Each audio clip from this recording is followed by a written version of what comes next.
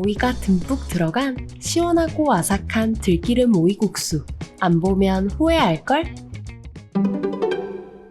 안녕하세요, 소미입니다. 오늘은 오이가 듬뿍 들어간 들기름 오이국수 만들어 볼게요.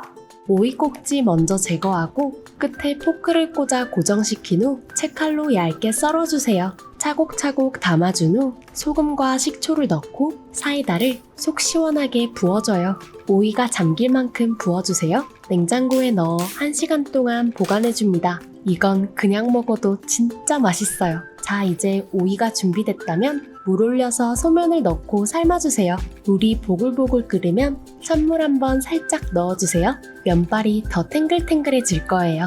면 속의 전분이 제거되도록 시원한 물에 열심히 헹궈줘요. 국수에 간장, 매실액, 들기름, 들깨가루, 통깨를 넣고 오이 한 조각과 김가루도 함께 넣어 섞어주세요.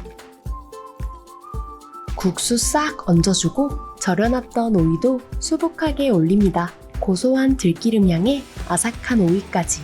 이거 여름휴가 가서 먹으면 딱이겠는데요?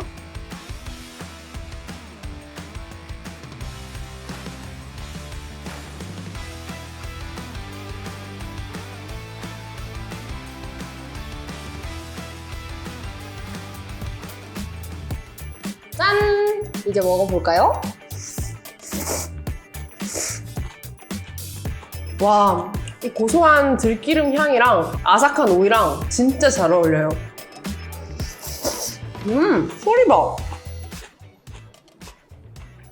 오이를 못 드시는 분들은 오이를 빼고 간장 양을 1티 정도 빼서 만들어주시면 덜 짤 거예요. 근데 저희 같은 경우에는 오이랑 같이 먹는 걸 감안해서 간을 조금 더 세게 했기 때문에 그 부분은 참고해 주셔야 될 것 같아요. 텁텁함도 하나도 없고 깨끗하고 깔끔해서 맞아. 여름 국수로 최고일 것 같아요. 음. 시원해요. 더 맛있게 먹을 수 있는 꿀팁이 있어요. 김가루는 원하시는 만큼 더 많이 넣으셔도 괜찮고요.